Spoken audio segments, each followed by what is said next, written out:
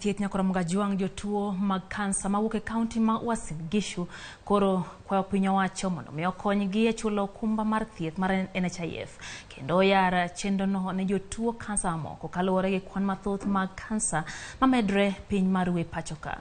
Iwacho ni thoth jotuo kansa odak e ngima mantiere piny mokalo kendo gionge nyalo mano mar kawo ting' chudo mag thieth. Gikwayo jopiny bende wuog oko kendo choper kar thieth maneno ni opimgi ne tuo mar kansa yorno mar kedo kod tuo ne thurka. Ne gilose kinde romo mar gi e boma ma Eldoret.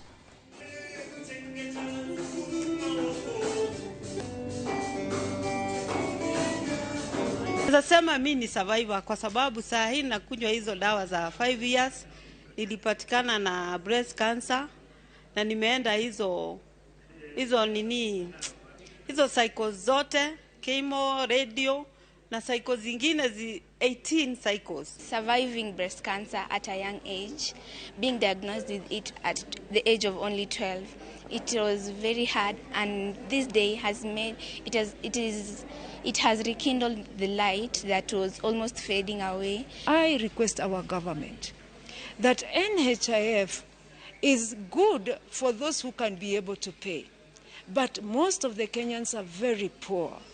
Those suffering from cancer, most of them are dying in their houses because they cannot afford NHIF. Reduce the cost of NHIF for cancer patients.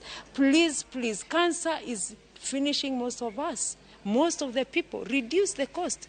Again, when you talk about disability, I talk about it in line with cancer, that once you have been diagnosed with cancer, you are no longer the same again.